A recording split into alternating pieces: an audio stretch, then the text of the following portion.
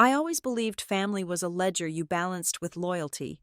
For 8 years, I quietly paid my parents' mortgage, their electric bills, and their spiraling medical debts, convinced my money was buying their security. I was wrong. It was only purchasing their silence. When my mother finally looked across the linen tablecloth and told me I was not their real daughter, I did not cry. I just thought about the automatic transfer scheduled for 8 o'clock the next morning. The notification on my phone screen was innocuous, a simple gray banner that appeared at 8 in the morning on the first of every month. It read, "Transfer complete, $500. I swiped it away without breaking my stride on the treadmill. It was just one of the 5 distinct transfers set to leave my account over the next 3 days. $500 for my parents' supplemental groceries, $300 for their car insurance, $250 for the collection agency handling my father's knee surgery from 3 years ago. It was a digital hemorrhage I had learned to live with. A quiet, rhythmic bloodletting that kept the people I loved warm, fed, and driving legal vehicles. I was 33 years old. I was a senior project manager at a logistics firm downtown. I wore tailored blazers and drank oat milk lattes. And to the outside world, I was the picture of upwardly mobile stability. But my savings account was a shallow puddle because I was essentially supporting 2 households. It was temporary. That was the lie I told myself every time I clicked confirm on a Zelle transfer. It was always temporary. Dad just needed to get past the physical therapy copays. Mom just needed to get the roof patched before winter. The temporary arrangement had stretched into its 8th year, calcifying into a permanent infrastructure of dependency. I did not mind the money as much as I minded the silence around it. We never talked about the bills. I just paid them, and they pretended the lights stayed on by magic.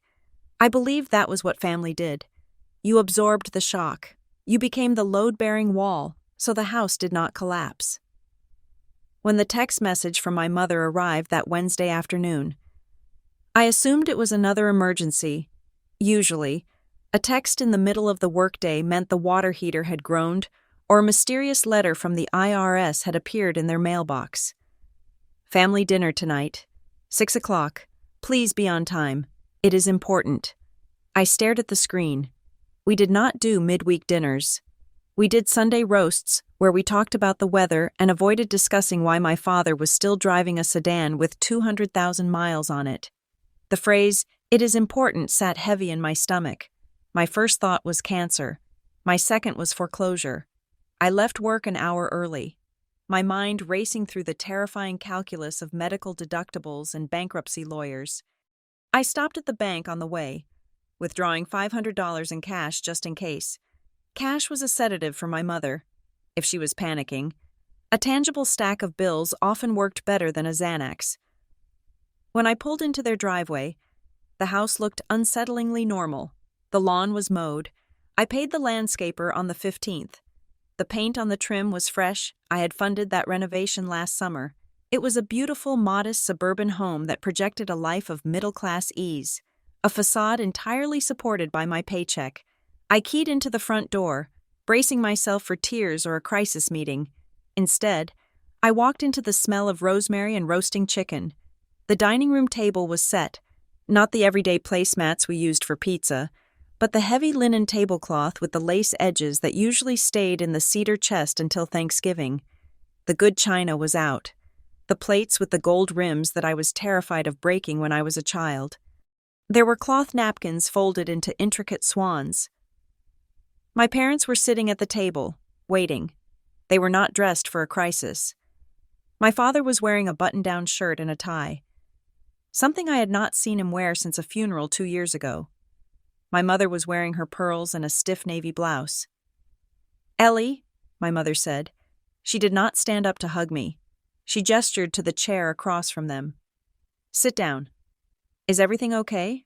I asked, leaving my purse on the sideboard. The atmosphere was brittle, like dried leaves ready to snap. "I brought some cash if you need to make a run to—" "We do not need money," my father said. He said it too loudly. He looked at the centerpiece, a vase of fresh lilies, and flinched as if the word money had physically struck him. I sat down. The plate in front of me was empty. There was no food on the table yet, just the smell of it drifting from the kitchen. The silence stretched, tight and suffocating. "You set the table," I said, trying to find a foothold. "Is it an anniversary? Did I forget a date?" "We are focusing on legacy," my mother said. Her voice was strange, higher than usual, polished, as if she were reciting lines from a play she had not quite memorized. "We have been doing a lot of thinking about the family, about who we are, about respect." I nodded slowly. My mother went through phases of intense introspection, usually triggered by a daytime talk show or a sermon at the church I also donated to in their name. "Okay, legacy is good. It is about who really belongs," she added. She picked up her water glass. Her hand was shaking, just slightly. The ice cubes clinked against the crystal. A knock at the back door made me jump. It was the heavy, confident rap of a neighbor who knew they were welcome. Before I could turn, Mrs. Gable let herself in. She lived 3 houses down and had known me since I was in kindergarten. She was carrying a Tupperware container, but she stopped in the archway between the kitchen and the dining room. She looked at the table. Then she looked at me. She did not smile. Usually, Mrs. May Gable would pinch my cheek or ask if I was seeing anyone special. Today, she looked at me with a mixture of confusion and something that looked painfully like pity. "I just wanted to drop off the sugar," Mrs. Gable said. The container in her hand was clearly soup, not sugar. "Thank you, Barbara," my mother said sharply. "We are having a family moment." "Right," Mrs. Gable said. She backed away, her eyes lingering on me for a second too long. "I will just leave it on the counter. Good luck. Ellie." She hurried out the back door. The latch clicked shut, and the silence rushed back in, heavier than before. "That was weird," I said. "Why did she say good luck?" My mother took a deep breath. She glanced at her phone, which was face up on the table next to her fork. The screen was dark, but she touched it, as if checking that it was still there. "We need to talk about your place in this family," my mother said.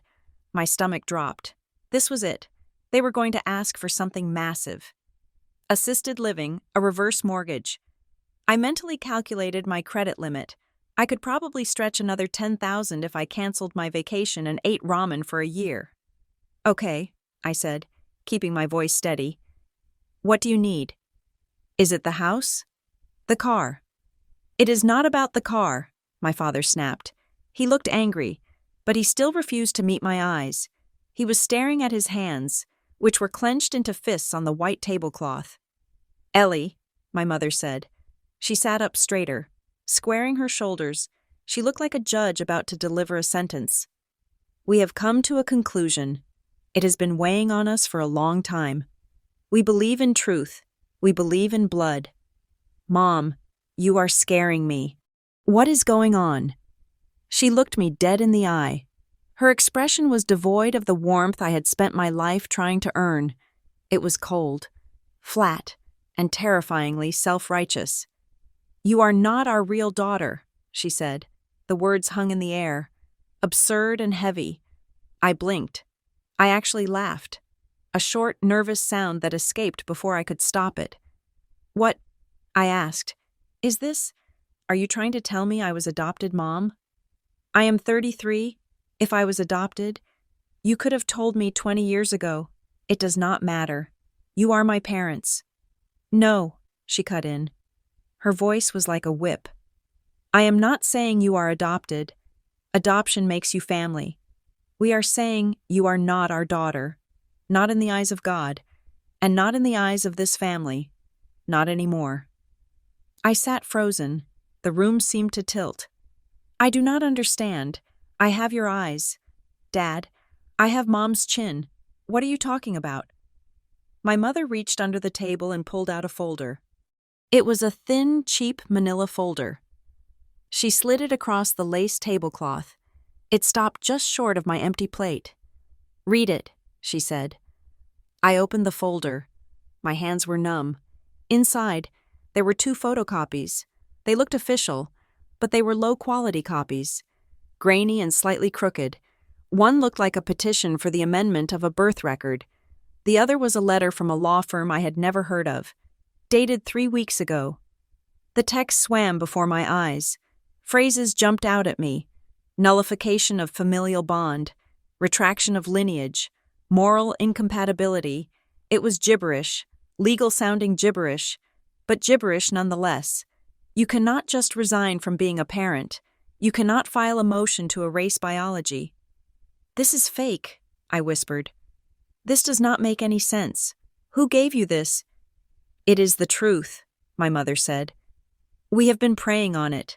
We realized that the connection, it was never really there. You never fit. You were never truly one of us. We are just correcting the record." I looked at my father. He was the one who had taught me to ride a bike. He was the one who had called me crying when his knee surgery bill came in, begging me to help so his credit score would not be ruined. I had transferred $4,000 that day. "Dad," I said. "Dad, look at me." He raised his head slowly. His face was gray. He looked exhausted, but there was a hardness in his jaw I had never seen before. "Your mother is right," he said. His voice was hollow. "It is better this way. Clean break. You have your life. We have ours." "My life." I stood up. The chair scraped loudly against the hardwood floor. "My life is paying for your life. I pay the mortgage on this house. I pay the insurance on the car you drove to church on Sunday. I pay for the food in that kitchen. How can you sit there and tell me I am not your daughter when I'm the only reason you are sitting here at all?" My mother's face twisted. It wasn't guilt. It was disgust. "See," she hissed, pointing a manicured finger at me. "That is exactly it. You think you can buy us. You think money makes you family. It is transactional to you. A real daughter would not keep score. A real daughter would honor her parents without throwing it in their faces." I felt like I had been slapped. The air left my lungs. "I am not throwing it in your face. I never bring it up. You brought it up." "We are protecting what is ours," my mother said. She placed her hand over her phone again. "We have a legacy to protect. We cannot have outsiders claiming what belongs to the family. Outsiders." I choked on the word. "I was born in that bedroom upstairs." "It is complicated," my father mumbled. "You would not understand." "Explain it to me," I demanded. My voice was rising, cracking with a mixture of fury and heartbreak. "If I am not your daughter, whose daughter am I? Who are you people?" "We do not owe you explanations," my mother said calmly. She closed the folder that lay open in front of me. "This is a courtesy. We wanted to tell you face to face before we made it public. We are severing ties. You are free to go. Ellie, go live your life, but do not call us. Do not come by. You are not welcome here." I looked at the food that had not been served. The roasted chicken, the swan napkins. This was a performance. They had staged a dinner just to fire me from the family. "You are serious," I said. The realization washed over me, cold and numbing. "You actually mean this?" "We do," my mother said. "And the bills?" I asked. The question was instinct. "The mortgage due on the 1st, the utilities." My father flinched again. My mother's eyes narrowed. "We will handle our own affairs," she said. "We do not need your charity. We never did."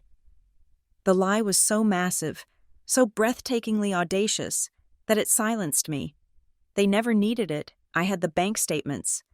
I had the voicemails of my mother weeping because the heating oil was empty. I had 8 years of evidence, but looking at them now, my mother's defiant chin. My father's cowardly silence. I realized they believed it, or they had decided to believe it.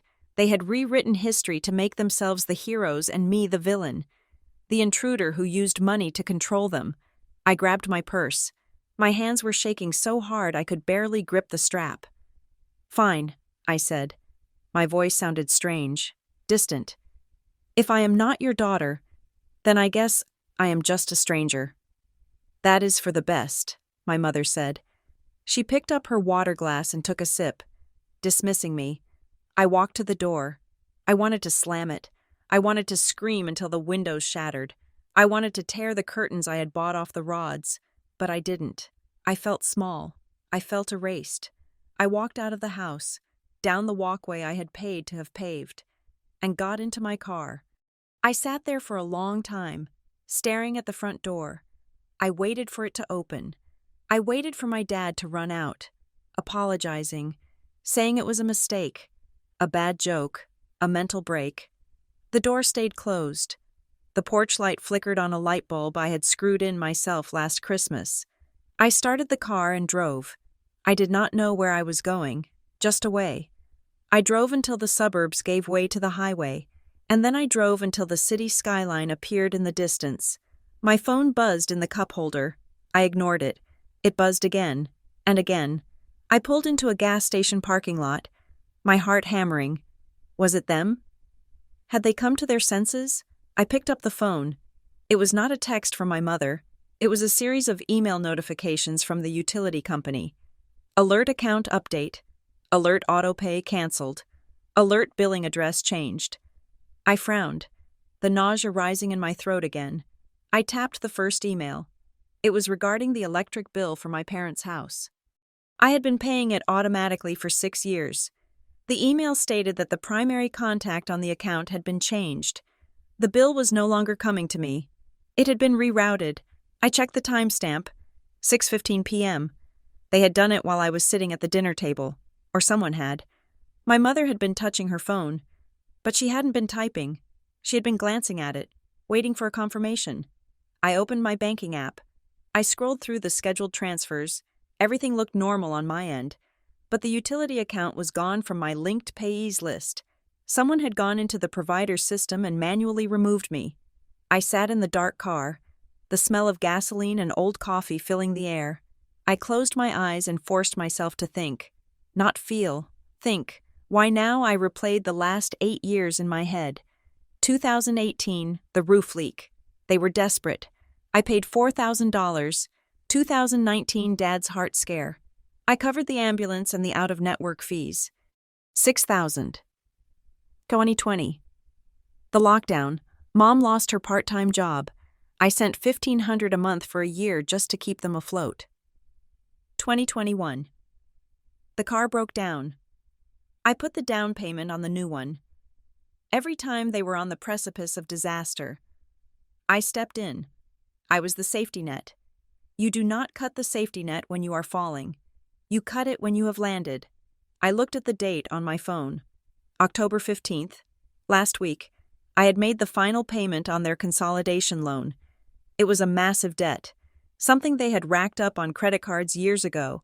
I had taken it over, chipping away at it for 5 years. I had sent the final $2,000 last Friday. I remembered the text I sent my mom. It is done. The loan is cleared. You guys are debt-free on that account. She had replied with a heart emoji. Praise God. She had written, New beginnings. I felt a chill that had nothing to do with the October air. They waited. They didn't realize they were not my real parents until the check cleared. They didn't have a moral epiphany about blood and legacy until the balance on the high-interest loan hit zero. The timing wasn't an accident. It was a strategy. I looked at the notification about the electric bill again. Billing address changed. If they were cutting me off. Who was paying the electric bill next month? My father had no savings. My mother's Social Security check barely covered groceries. I opened the email again and looked at the details. The new billing address was partially redacted for security, but I could see the city, Scottsdale, Arizona. My parents lived in Ohio. They didn't know anyone in Scottsdale. I leaned back against the headrest, the pieces of the puzzle clicking together with a sickening sound. The staged dinner, the neighbor's pity, the flimsy documents, the accusation that I was transactional. They were projecting. I wasn't the one who saw family as a transaction. They were, and the contract had just expired. I was not a daughter to them. I was an asset, and I had been fully depreciated. I started the car. The tears were gone now, replaced by a cold, hard knot in the center of my chest. They told me I was not their real daughter. They told me they wanted to protect what was theirs. I put the car in drive. I was going to go home. I was going to open my laptop. And for the first time in 8 years, I was not going to look at my bank account to see how much I could give. I was going to look at it to see exactly what they had taken. If I wasn't their daughter, then I was just a creditor. And it was time to audit the books. I woke up the next morning with a headache that felt like a blunt object lodged behind my eyes. The sun was streaming through my bedroom window, indifferent to the fact that my entire world had collapsed 12 hours earlier. For a few seconds, in the haze of waking, I forgot. Then I rolled over, saw the empty space on my nightstand where I usually kept my phone charging, and remembered. I had left it in the living room. I had been afraid to look at it. I walked into the living room, the floorboards cold under my bare feet. My apartment was silent. It was a safe space I had curated with my own money, the velvet sofa, the abstract art, the sprawling monstera plant in the corner. Usually, this space felt like an achievement. Today, it felt like a waiting room. I picked up my phone.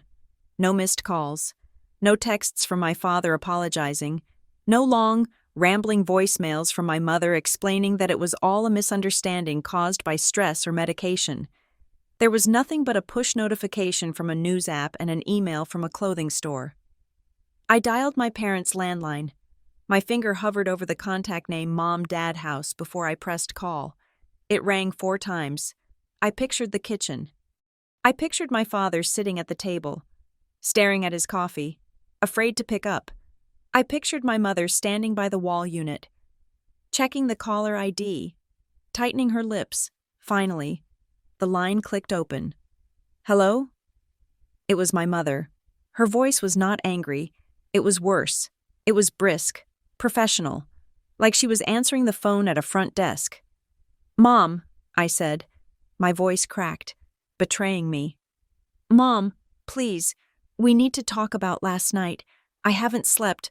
I don't understand what is happening. There is nothing to understand, she said. We made our position clear. You handed me a fake legal folder and told me I'm not your daughter, I said, trying to keep the hysteria at bay. That isn't a position. That is insanity. I have paid your bills for 8 years. I paid for the phone you are holding right now. Doesn't that count for anything? Doesn't the fact that I love you count? There was a pause. I heard the distinct sound of a chair scraping in the background. Then my mother sighed. It was a sound of profound impatience. That is exactly the problem. Ellie, she said, you think you can invoice love. You think because you wrote a check, you own us. We are done being owned. I don't want to own you. I wanted to help you. Stop pretending, she snapped. The professional veneer cracked, revealing a jagged edge of cruelty underneath. Stop pretending you are a daughter. You are a grown woman with a checkbook and a savior complex. We are releasing you from the burden. You should be thanking us. Dad, I said, desperate. Is Dad there? Let me talk to Dad. Your father agrees with me, she said. Do not call again. Ellie, if you come to the house, we will call the police and tell them you are trespassing. We have boundaries now. The line went dead. I stood there, holding the phone against my ear, listening to the silence. It wasn't the silence of a disconnected call. It was the silence of a door being welded shut. Stop pretending you are a daughter. I lowered the phone. I walked to the kitchen and made coffee. I went through the motions like a robot. Grind beans, pour water, press button. I drank it black, letting the bitterness shock my system. I could curl up on the couch and cry. I could drive back to their house and scream from the lawn until the neighbors called the cops. I could drink a bottle of wine and pass out. But then I remembered the notification from the night before. Billing address changed. My mother was right about one thing. I was a grown woman with a checkbook. But she was wrong about the rest. I wasn't a savior. I was a project manager. My job was to track data, identify bottlenecks, and solve problems based on evidence. If they wanted to strip away the emotion, fine, I would strip it away too. If I wasn't a daughter, I was an auditor. I opened my laptop. I logged into my bank account. I logged into my credit card portal. I opened a fresh spreadsheet and named it the ledger. I started with the most recent transactions and worked backward. I created columns: date, amount, recipient, stated reason, actual outcome. It was tedious work. It was heartbreaking work. Every entry was a memory. August 12th, $300. Stated reason: Dad's prescription copay. Memory. Dad coughing on the phone, sounding weak, telling me the pharmacy wouldn't release the meds without payment. July 4th, $600. Stated reason: emergency car repair, alternator. Memory: Mom crying, saying they couldn't come to my barbecue because the car was dead. I went back 1 year, 2 years, 5 years. The scroll bar on the right side of the screen shrank as the list grew longer. The total at the bottom of the sum column ticked up, higher and higher, crossing 10,000, 20,000, 50,000. I stopped when I saw a transfer from 3 years ago. May 15th, $2,500. Stated reason: emergency plumbing, flooded basement. I remembered that week. I had been up for a promotion at work. I was stressed, working 14-hour days. My mother had called in a panic, saying water was rising in the basement, ruining the old photo albums. I had transferred the money instantly, without asking for a quote or an invoice, because the thought of losing those childhood photos destroyed me. I opened a new tab and navigated to my mother's Facebook profile. We were not friends on Facebook anymore. She must have blocked me last night, but her profile was public. My parents didn't understand privacy settings. I scrolled back to May of 3 years ago. There were no photos of a flooded basement. There were no posts about plumbers or water damage.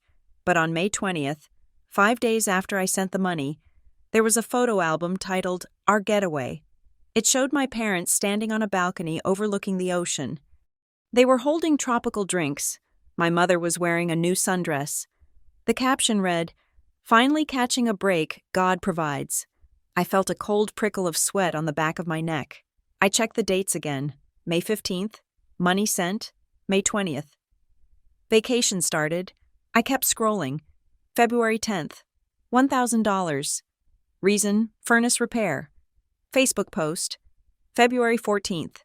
My parents at a nice steakhouse, showing off a new gold bracelet on my mother's wrist. Caption: treating ourselves for Valentine's. September 1st, $400.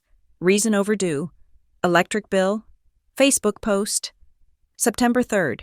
A photo of their living room with a brand new 60-inch flat-screen TV mounted on the wall. Caption: game day. Ready. The pattern was undeniable. It wasn't a string of bad luck. It was a business cycle. They had a desire, a vacation, a luxury, a status symbol, and they manufactured a crisis to fund it. They knew exactly how much to ask for. They knew exactly which emotional buttons to press. The flooding basement threatened my memories. The broken furnace threatened their health. The car trouble threatened our family visits. They had monetized my empathy. I sat back, my hands trembling over the keyboard. I felt sick. But beneath the nausea, a cold, hard anger was crystallizing. They hadn't just used me for money. They had laughed at me. God provides. She had written, I was God. I was the one providing. And they were toasting me with Maine ties while I ate leftovers and worried about their basement. I needed to know how deep this went. I picked up my phone and called the electric company again. I needed to understand the third-party notification. I navigated through the automated menu, pressing 0 until a human voice answered. Customer service. This is Brenda. Hi, Brenda. My name is Ellie Simmons. I'm calling about an account at 402 Maple Drive. I was the payer on this account for several years, but I received a notification that I was removed. One moment. Let me pull that up, Brenda said. I heard typing. Okay, I see the history here. Yes, the autopay was canceled yesterday. Can you tell me whose name is on the account now? I asked. I am worried there might be a lapse in service for my parents. The account holder name hasn't changed, Brenda said. It is still listed under Frank Simmons, but the billing responsibility was transferred to a management profile. A management profile. What does that mean? It usually means a third-party service is handling the bills, Brenda explained. Like a debt consolidation firm or a trustee. The new billing address is for a company called, let me see, Archer Associates. Archer Associates, I repeated, writing it down. Are they a local firm? The address is in Scottsdale, Arizona, she said. Thank you, Brenda. I hung up and typed Archer Associates Scottsdale into the search bar. The website was slick. Generic stock photos of smiling seniors and handshakes. Wealth preservation. Estate management. Legacy protection. It wasn't a debt consolidator. It was a firm that handled assets for wealthy people. Why would my parents, who supposedly couldn't pay their electric bill without my help, have a wealth preservation firm in Arizona managing their utilities? You don't hire a wealth management firm to pay a $100 electric bill unless you have wealth to manage, or unless someone else is paying the firm to manage you. I looked at the clock. It was noon. I needed a sanity check. I couldn't trust my own brain anymore. I was seeing conspiracies in electric bills. I called the number for a financial counselor I had met once at a networking event. His name was David. He was blunt, expensive, and didn't have any emotional skin in the game. I have an emergency, I told his receptionist. I will pay the rush fee. I need to see him today. 2 hours later, I was sitting in David's office downtown. I had printed out my spreadsheet. I laid it on his desk. David flipped through the pages. He adjusted his glasses. He didn't look horrified or sympathetic. He looked like a mechanic inspecting a car that had been driven into a wall. This is aggressive, David said, tapping a finger on the total sum. You have transferred nearly $80,000 in 5 years. I know, I whispered. Hearing the number out loud made me want to vomit. That was a down payment on a house. That was a retirement fund. And you have no equity, David asked. You are not on the deed to the house. You are not on the title of the car. No, it was help. It was family. David took off his glasses and looked at me. Ellie, in the financial world, we have a term for this. You are an unsecured creditor. Actually, it is worse. You are a silent partner in a failing business entity, but you have no voting rights and no profit share. You have been acting like a cosigner without any of the legal protections. They told me they were broke, I said. They told me they were drowning. People who are drowning don't hire wealth management firms in Scottsdale, David said. I had told him about Archer Associates. And they don't hide their utility bills. This smells like restructuring. Restructuring. It looks like they are cleaning up their books, David said. If they are preparing for something, a loan application, a sale of the property, or maybe someone else entering the financial picture, they would want to remove your name from everything. They want to show that they are solvent, or at least that their debts are being managed by this Archer entity. You were a liability. Ellie, your payments were evidence of dependency. They needed to erase the evidence to tell a new story. So they fired me, I said. Essentially, David said. But there is something else here. He pointed to an entry on the spreadsheet. October 2022. $4,000. Recipient Ortho Recovery Solutions. You listed this as medical debt, David said. For your father's knee. Yes, they said it went to collections. They were terrified they would lose the house. Ortho Recovery Solutions isn't a standard medical debt collector, David said. I have seen that name before. It is a shell company. It buys debt for pennies on the dollar. Or sometimes it is set up just to move money around. What does that mean? It means, David said slowly, that if you paid $4,000 to Ortho Recovery Solutions, it is very possible that money didn't go to a hospital. It might have gone into a holding account that your parents or someone advising them controls. My mouth went dry. You mean I paid my own parents fake debt? I paid a collection agency that they owned. I cannot say for sure without seeing the incorporation papers, David said. But it is a red flag the size of a billboard. Someone engineered a panic to get $4,000 out of you, and they routed it through a shell so you wouldn't ask questions. I left David's office feeling lighter and heavier at the same time. Lighter because I wasn't crazy. Heavier because the betrayal was so much more sophisticated than I had imagined. This wasn't just my parents being bad with money. This was a conspiracy. I needed to talk to someone who knew them, not a banker, a person. I drove to the suburbs, but not to my parents' house. I went to the small bakery owned by Carol. Carol had been my mother's best friend since high school. She had been at my graduation. She had given me my first grown-up purse. I walked in. The bell above the door jingled. Carol was behind the counter, frosting a cake. She looked up, and her smile froze. It didn't disappear, but it became rigid. "Ellie," she said. She wiped her hands on her apron. I wasn't expecting you." "Hi, Carol," I said. I walked up to the counter. "I need a coffee, and I need to ask you something." Carol glanced at the teenage girl working the register. "Take a break. Sarah, go check the inventory in the back." The girl left. We were alone. "I know about the dinner," Carol said quietly. She didn't look at me. She busied herself with rearranging the display case. "Your mom called me this morning." "What did she say?" "She said it was hard. She said they finally had to set some boundaries." "Boundaries." I laughed. A harsh sound.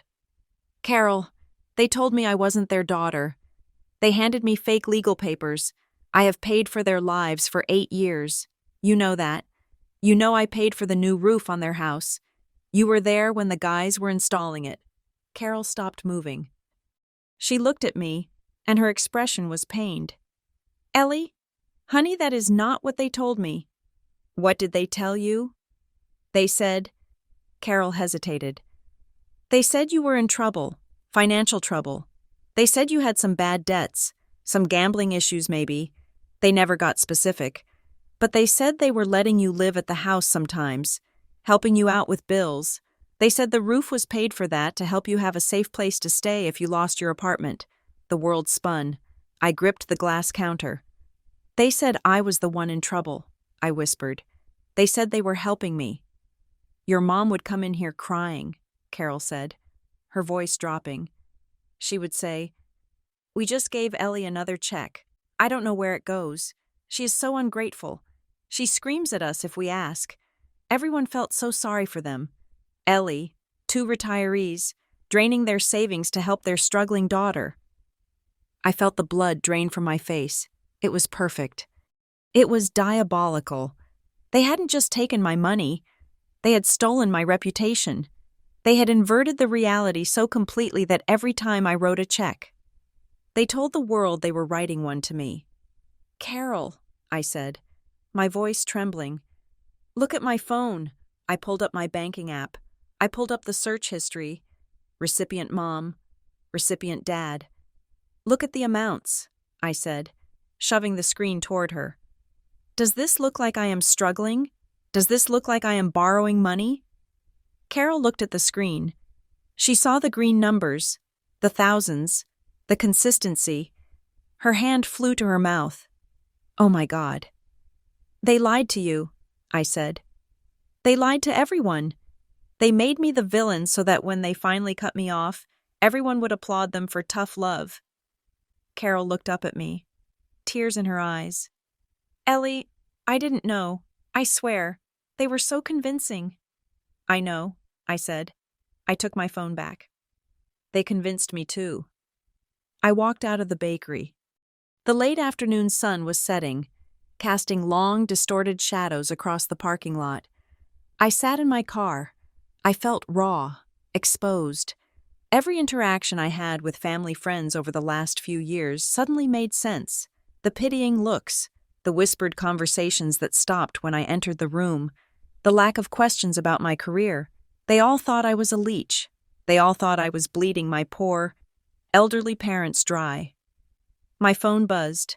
It was a group text, a new thread. Subject: Aunt Martha's sachet, 70th birthday surprise. I looked at the participants. My aunts, my cousins, my parents, my cousin Jenna had started the thread. "Hey family, we are finalizing the head count for Aunt Martha's big 75th bash next month at the lake house. It is going to be family only this year. Really intimate. We need final RSVPs by Friday." Then, a message from my mother, sent to the whole group immediately after. So excited.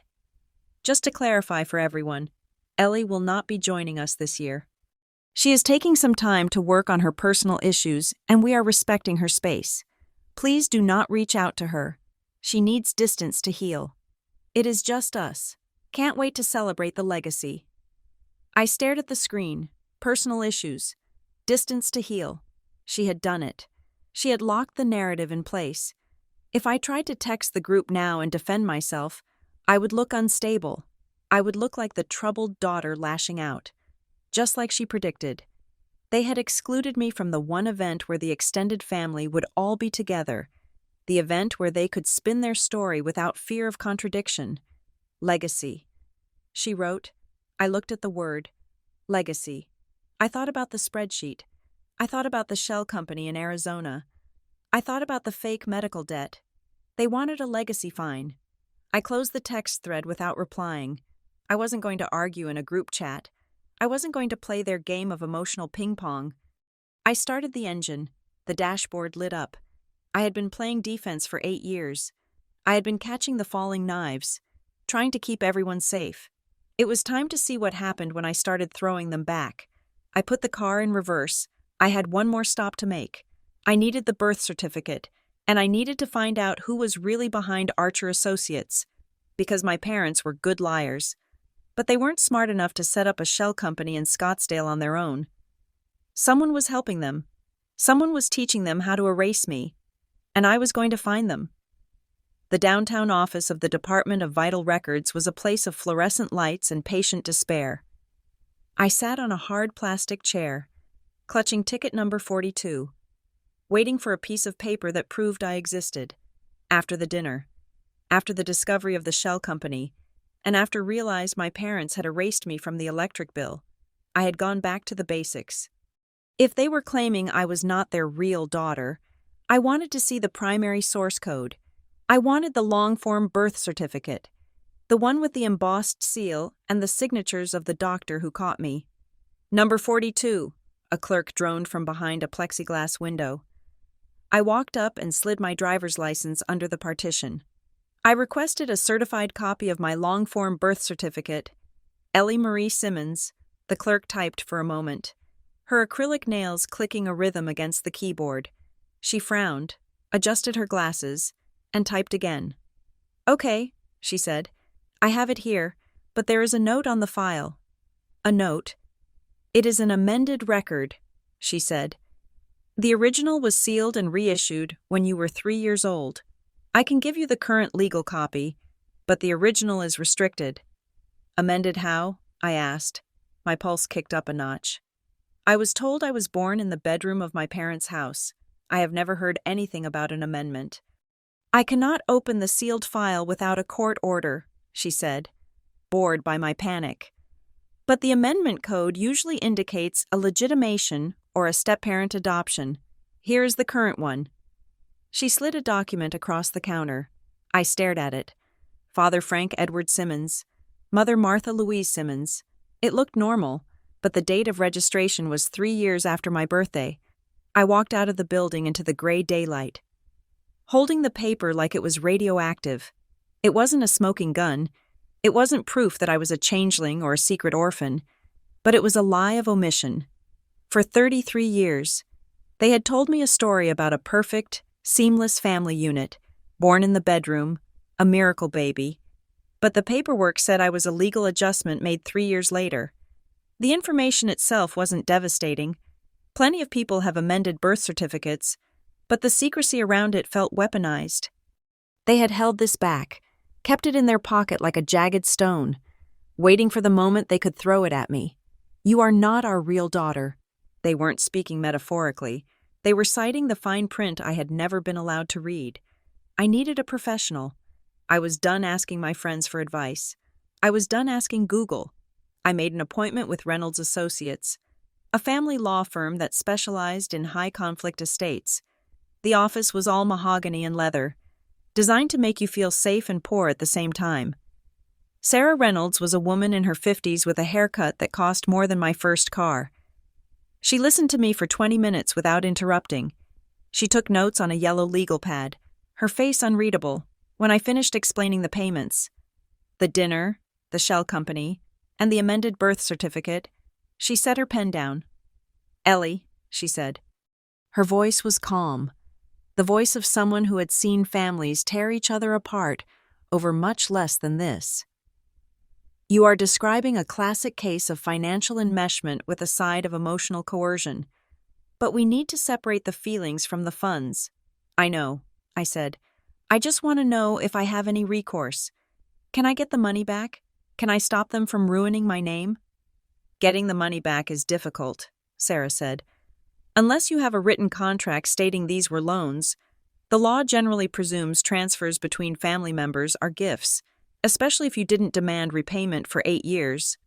I slumped in my chair. "So they just get to keep it $80,000. "We can argue unjust enrichment," she said, "if we can prove they obtained the money through fraud by fabricating emergencies. For instance, we have a case. The fake medical debt you mentioned, that is your strongest lever. If they solicited funds for a bill that did not exist, that is theft by deception." She leaned forward. "But right now, your priority is defense. You need to freeze your exposure. You need to lock down your credit, and you need to document everything, every text, every email, every voicemail. If they are escalating, if they are calling you not real, they are building a narrative to delegitimize you. They might be preparing to challenge a will, or perhaps they are trying to protect assets from creditors, and you are the loose end."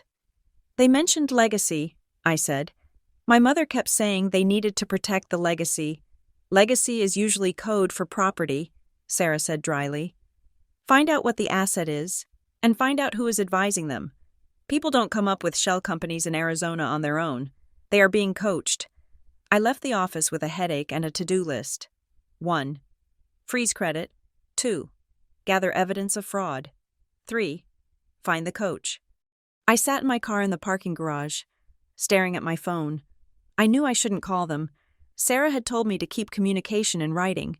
But the little girl inside me, the one who just found out her birth certificate was a revision, wanted to hear her father's voice.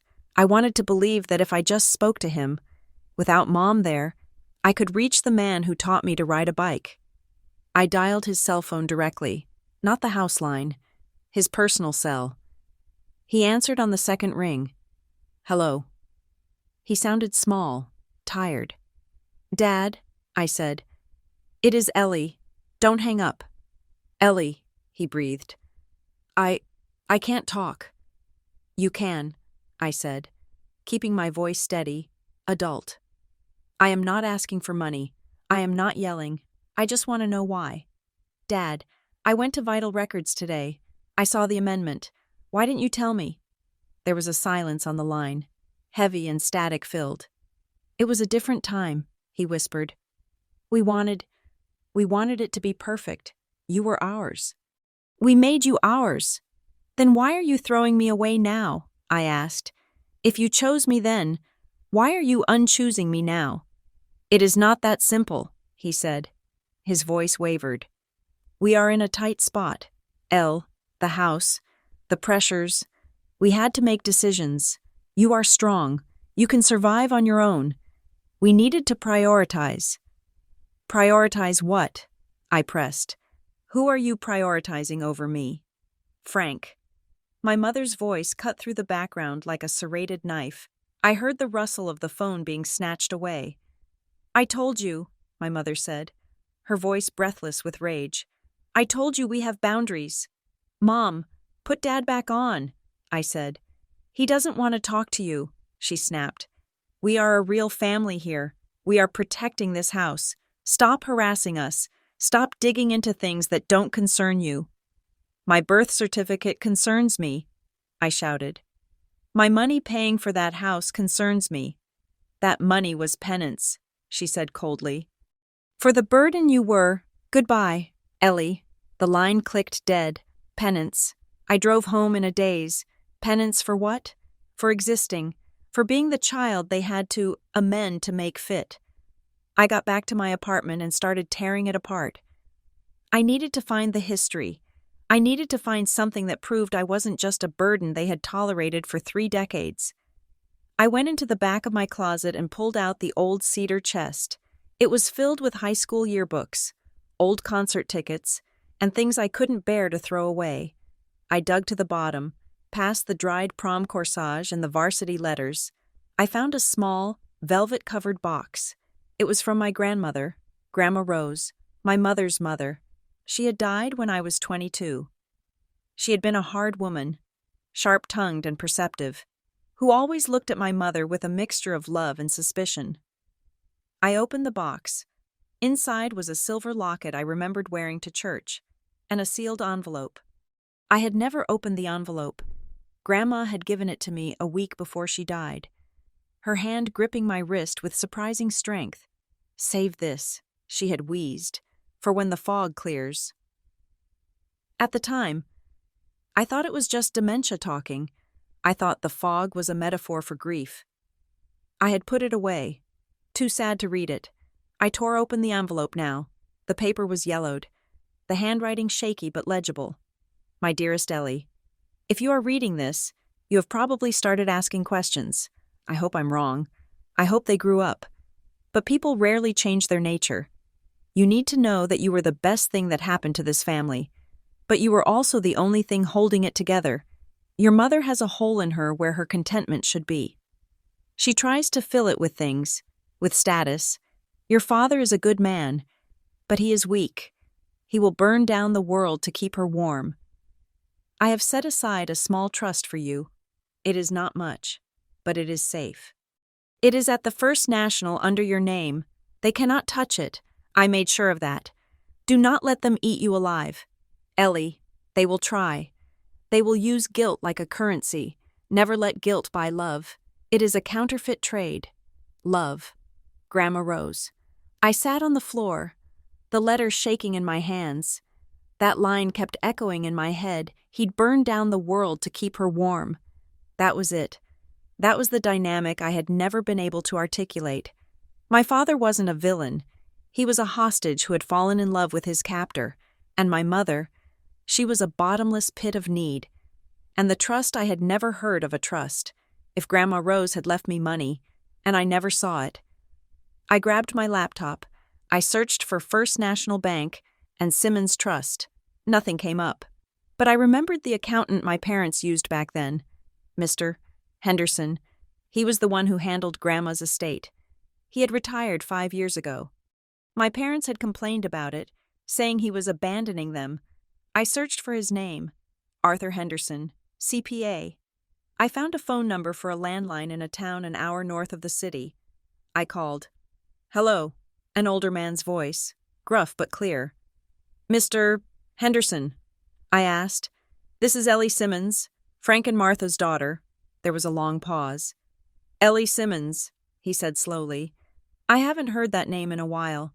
How are you, kid?" "I have been better," I admitted. "Mr. Henderson, I found a letter from my grandmother. She mentioned a trust." "Ah," he said. It was a heavy, knowing sound. "I wondered if you would ever call about that." "Did it exist?" "It did," he said. "For about 6 months." "What happened to it?" "Your parents restructured," he said delicately. "They came to me with paperwork. They said you were young, irresponsible. They said they needed to manage it for your education. They petitioned to dissolve the trust and roll it into a family custodial account. And you let them—" "I advised against it," Mr. Henderson said. "I told them Rose wanted it separate, but they had power of attorney over her estate, and you were a minor. Legally, they could do it. They absorbed it. Ellie, how much was it?" I asked. $20,000, he said. "In 1995, with interest. It would be substantial today." I closed my eyes. They had stolen my inheritance before I even knew I had one. "Mr.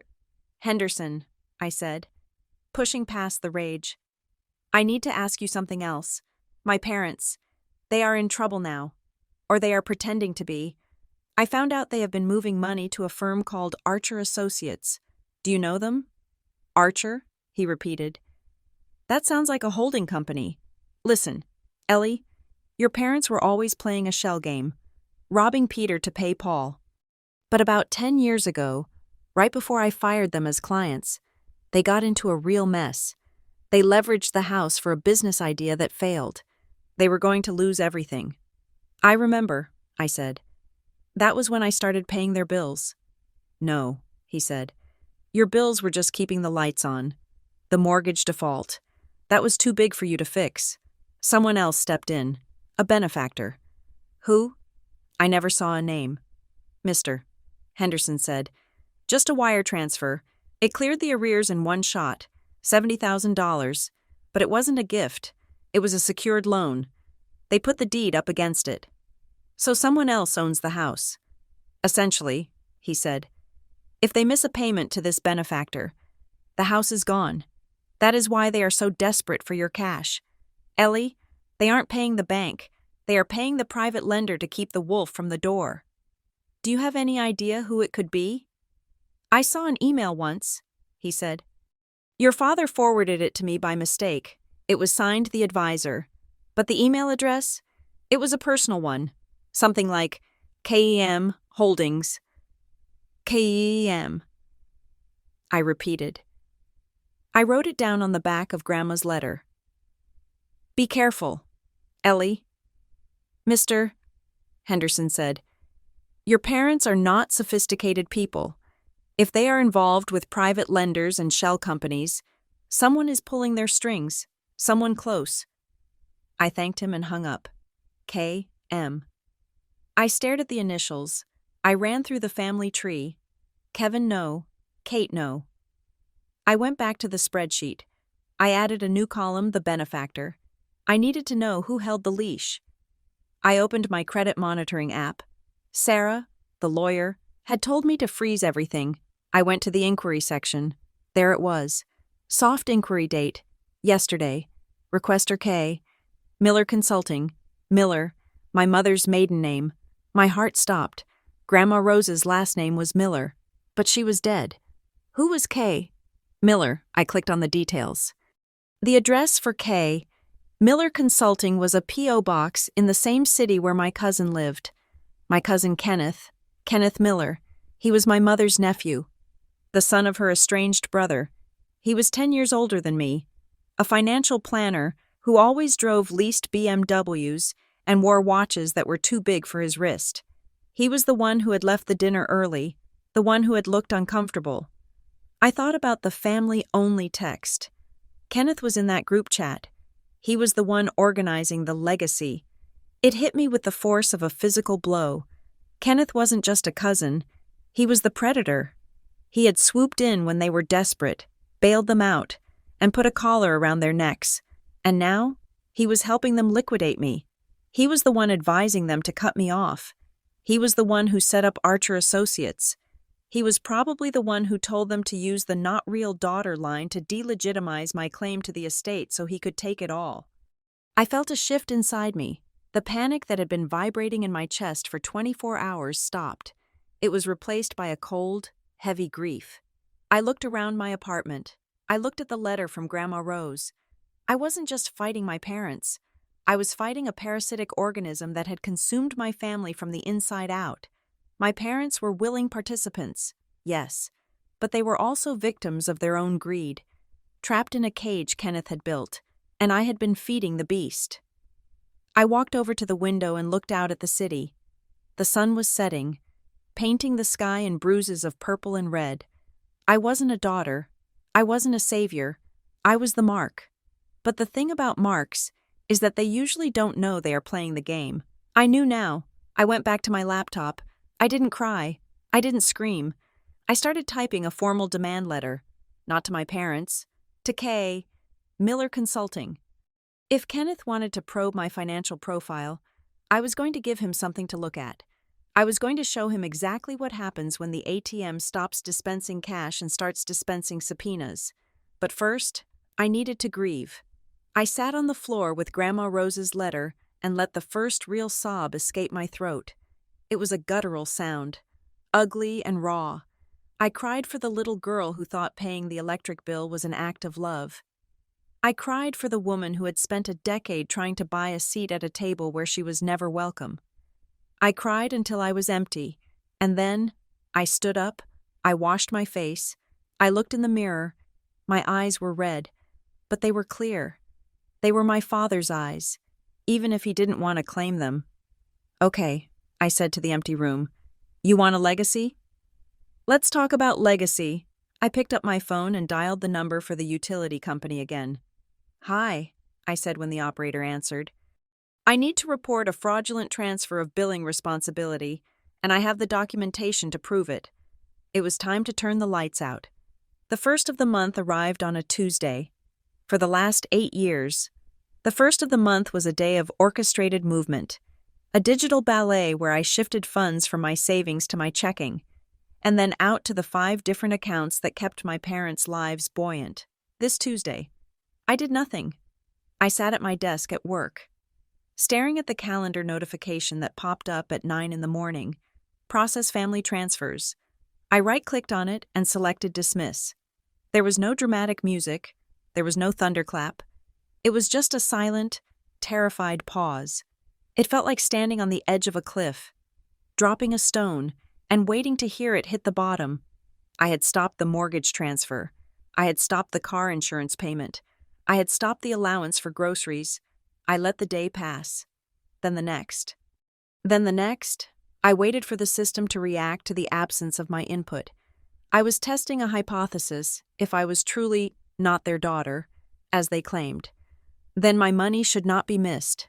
If I was a stranger, then my absence from their financial ecosystem should be irrelevant. It took 4 days. On Friday afternoon, my phone began to vibrate during a budget meeting. It was my mother. I sent it to voicemail. 10 minutes later, it buzzed again. My father. I silenced it. By the time I got back to my desk, I had 6 missed calls and a voicemail from my mother. I put my headphones on and pressed play, staring out the window at the gray November skyline. "Ellie," my mother's voice was tight, pitched high with an anxiety that used to make me reach for my wallet instantly. "I don't know if you are getting these messages. The bank just called. They said the mortgage transfer didn't go through. It must be a glitch on your end. You need to fix it immediately. Your father is very upset. He's having chest pains. Ellie, this stress is killing him. Call me back." I took the headphones off. Chest pains. It was their classic opener. Whenever the money slowed down, my father's heart, which had been cleared by 3 different cardiologists, suddenly became a ticking time bomb. I did not call back. I went to the break room and made a cup of tea. My hands were shaking, not from fear, but from the effort of restraining my own conditioning. Every synapse in my brain was screaming at me to fix it. They are old. They are scared. Just pay it. But then I remembered the shell company in Arizona. I remembered the amended birth certificate. I remembered the phrase, "Stop pretending." I went back to my desk and sent a text. "I got your message about Dad. Is it an emergency? Do I need to call 911? The reply was instantaneous. "Do not be dramatic. He needs peace. He needs to know the house is safe. The payment is late. Fix it." I typed my response slowly, measuring every word.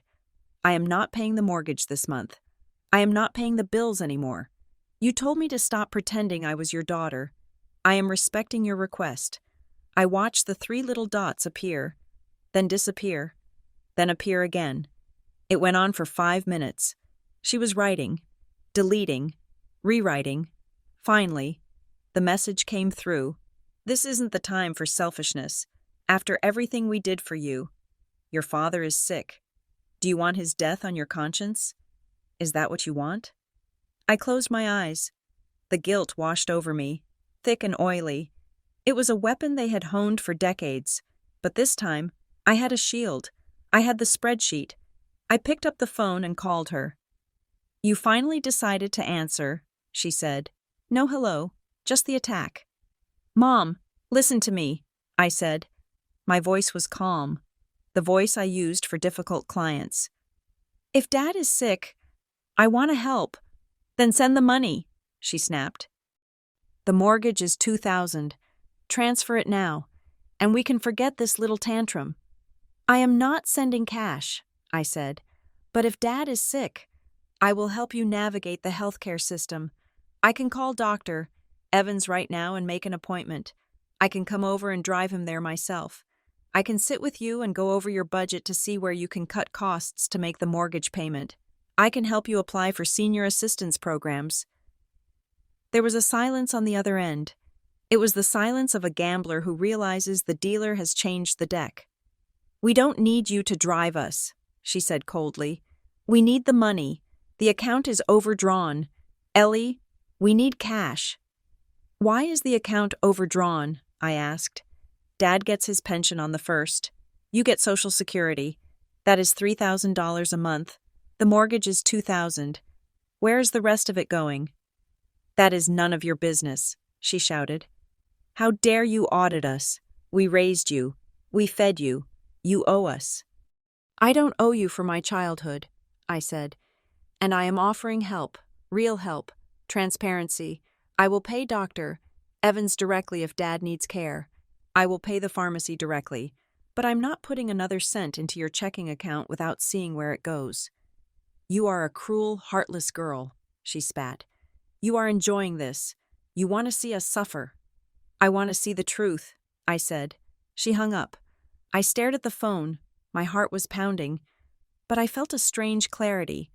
I had offered time, effort, and care. She had rejected all of it. She didn't want a daughter. She wanted a transaction. The next morning, I went to see Sarah Reynolds again. I sat in her leather chair, feeling like a soldier reporting for duty. "They escalated," I said. "They used the health card." "They always do," Sarah said. She didn't look up from her notepad. "Did you pay?" "No. I offered to pay the doctor directly. She refused." Sarah nodded, a grim smile touching her lips. "Good. That confirms it. It is not about the need. It is about the control and the cash flow." "What do I do now?" I asked. "They are going to keep calling. They are going to start calling my work. They are going to show up. We sent a formal notice," Sarah said. "We treat this like a business arrangement gone sour. If they claim you owe them for raising you, or for loans they supposedly gave you, we demand verification." She slid a document across the desk. It was drafted on her firm's letterhead. "Redemand for verification of debt and cessation of harassment. Dear Mr. and Mrs. Simmons, please be advised that our client, Ellie Simmons, disputes any and all financial obligations to you, effective immediately. Ms.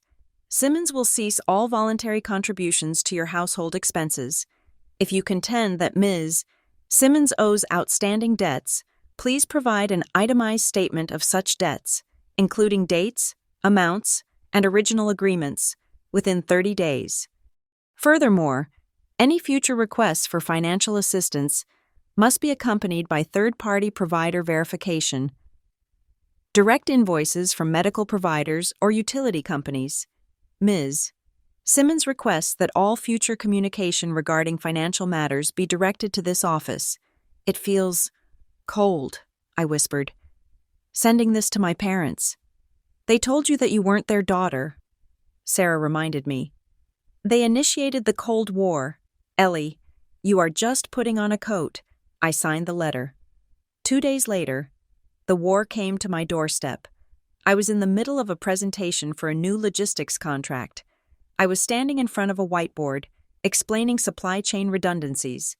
When the glass door of the conference room opened, my boss, Marcus, looked apologetic. "Ellie, I am sorry to interrupt. Security is on the line. They say your parents are in the lobby. They are causing a disturbance." My stomach dropped through the floor. The room went silent. 6 of my colleagues turned to look at me. "I will handle it," I said. I put my marker down. My hands were ice cold. I walked to the elevator. I pressed the button for the lobby. The descent took 10 seconds, but it felt like 10 years. I used the time to build a wall inside myself. Do not cry. Do not yell. Be the auditor. The elevator doors opened. The lobby of my building was a cavernous space of polished marble and glass. My parents were standing near the security desk. They had dressed for the occasion. My mother was wearing an old frayed coat I hadn't seen in years, one she usually kept for gardening. She looked disheveled. her hair slightly askew. My father was in his wheelchair, the one he only used for long trips at the airport, slumped over. Looking frail and defeated, it was a tableau of elderly neglect, staged perfectly for the morning rush of corporate workers. My mother saw me and let out a wail that echoed off the marble walls. "Ellie!" she cried. She rushed toward the turnstiles, her hands outstretched. "Ellie, please, we have nowhere else to go." People stopped. Couriers, executives, the barista at the coffee stand, everyone froze. I walked up to the turnstile. I did not swipe my badge to let her in. I stood on the secure side, separated by a pane of glass and a metal bar. "Mom," I said. My voice was low. "What are you doing?" "You abandoned us," she shouted. Tears were streaming down her face. Real tears. She was a master. "You cut us off. Your father needs his medicine. The house is freezing. How can you be so cold? We gave you everything." "Ma'am, please lower your voice," the security guard said, stepping forward nervously. "She is killing him," my mother screamed, pointing at me. "My own daughter. She is rich. She works in this fancy building, and she is letting her parents starve." I looked at my father. He wasn't looking at me. He was staring at the floor tiles, his hands gripping the armrests of the wheelchair. He looked ashamed, deeply, profoundly ashamed. But he was there. He had agreed to get in the car. He had agreed to sit in the chair. I felt a burning sensation in my eyes, but I forced it down. I looked around the lobby. I saw the pity in the eyes of the strangers. I saw the judgment. Look at that successful woman, letting her poor mother beg. It was the ultimate leverage, public humiliation. "Mom," I said, projecting my voice so the room could hear me. "I offered to pay the pharmacy directly. You said no." "I need cash," she wailed. "We have other bills." "I offered to pay the doctor directly," I continued, my voice steady. "You said no. I offered to pay the electric company directly. You blocked me from the account." My mother stopped screaming. She blinked, thrown off script. "That is a lie," she shrieked. "You abandoned us." "I have the emails," I said. I pulled my phone out. "I have the rejection texts. I have the record where you removed me from the utility account so I couldn't see the bills. I sent you a letter from my lawyer asking for the invoices so I could pay them. Did you bring the invoices?" The audience in the lobby shifted. The pity was curdling into confusion. "We don't need lawyers," my mother yelled. "We are family." "You told me last week I wasn't your real daughter," I said. The silence that followed was absolute. My mother's mouth opened and closed. She looked around, realizing she was losing the room. I never said that," she stammered. "You said it at dinner," I said. "And you said it on the phone. You said, 'Stop pretending you are a daughter.'" So I stopped. I looked at my father. "Dad," I said, "if you need medicine, I will call the pharmacy right now. I will pay for it over the phone. Do you want me to do that?" He looked up. His eyes were wet. He looked at my mother, then at me. "Martha," he whispered. "Martha, let's go." "No," she hissed at him. "We are not leaving until she pays." "I am not giving you cash," I said. "Not here. Not ever again. If you want a bill paid, send it to my attorney." I turned to the security guard. "Frank, these people are harassing me. If they don't leave, please call the police." "Ellie," my mother screamed. It was a sound of pure rage, stripped of all the sorrow she had faked earlier. "You ungrateful little bitch. You think you are better than us? You are nothing. You are just a wallet, that is all you ever were." The mask had fallen. The entire lobby heard it.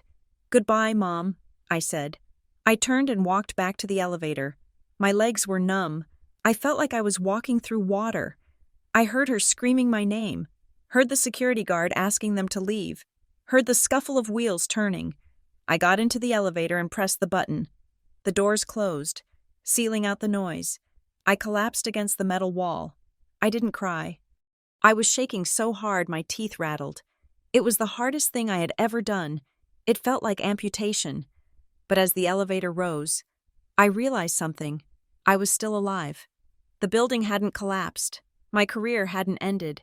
The shame she tried to smear on me hadn't stuck. Because I had spoken the truth, I went back to my desk.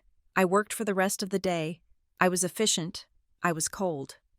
That evening, I was sitting on my couch, staring at the blank television, when my phone pinged. It was an email. The sender was truthteller88protonmail.com. The subject line was, "You need to see this." I opened it. There was no body text, just 4 attachments. They were screenshots of a text conversation. The interface looked like an iPhone. The contact name at the top was Martha S. I zoomed in on the first image. The date was from 2 weeks ago, right before the dinner. Martha S. "She's getting suspicious. She asked about the electric bill." Reply gray bubble. "Don't worry. Just hit her with the legacy talk. Guilt her." Martha S. "She is stubborn. What if she stops paying?" Reply she won't. "She is desperate for approval. That is her weakness. Call her not real. Break her down. If she feels disposable, she will pay double to prove she belongs. It is basic psychology." I felt the bile rise in my throat. Reply, "Make her prove herself. Raise the stakes." I swiped to the next screenshot. It was from today. Time-stamped 20 minutes after the lobby scene. Martha S. "The little bitch embarrassed us. She didn't pay. She walked away." Reply, Plan B. "We need to isolate her. Tell the family she is on drugs. Tell them she had a mental break at work. We need to discredit her before she talks to the lawyer again." Martha S. "I hate her. I hate that we have to beg her." Reply, "It is just business." Martha, "She is an account. Squeeze the account." I dropped the phone. "She is an account. It wasn't just my parents." The person replying. The tone was familiar. It was calculating. It was corporate. It is basic psychology. I thought about my cousin Kenneth, the financial planner, the one who talked about assets and leverage. But who sent the email? Truthteller88. Maybe it was Kenneth's wife, tired of his schemes. Maybe it was my father, in a moment of lucid guilt, figuring out how to use a burner email. No, my father couldn't attach a file to save his life. It had to be someone in the inner circle, someone who was watching this happen and felt sick, or someone who was being cut out of the legacy too and wanted to burn it down. I picked up the phone again and read the texts one more time. If she feels disposable, she will pay double to prove she belongs. That was the key. The whole not real daughter thing. It wasn't an emotional rejection. It was a strategic lever. They knew my deepest insecurity, that I didn't quite fit, that I wasn't good enough, and they weaponized it. They didn't want me to leave. They wanted me to panic. They wanted me to come crawling back with a checkbook, begging to be reinstated. I sat there in the dark. I still loved them. That was the tragedy of it. I looked at the words, "I hate her," on the screen, typed by my mother's thumbs, and I still remembered how her hands felt when she braided my hair. I remembered my father teaching me to drive. But those memories were the trap. They were the bait. I finally saw the mechanism. It was a machine. You put love in the top, and money came out the bottom. And they had been turning the crank for 8 years. I stood up. I walked to the window. I wasn't going to panic. I wasn't going to beg. If they wanted to treat me like a business partner, I would be the best damn business partner they ever had. I would audit the books. I would expose the fraud. I would dismantle the machine. I forwarded the email to Sarah Reynolds. Then I forwarded it to my own secure cloud storage. Then I replied to the sender, "Who are you?" I waited. A minute later, a reply came. "Someone who knows what Kenneth is doing. He is going to take the house. Ellie. He is going to leave them with nothing. You are the only one who can stop it." I stared at the name. Kenneth. So I was right. My cousin was the architect. My parents were monsters. Yes, but they were puppets.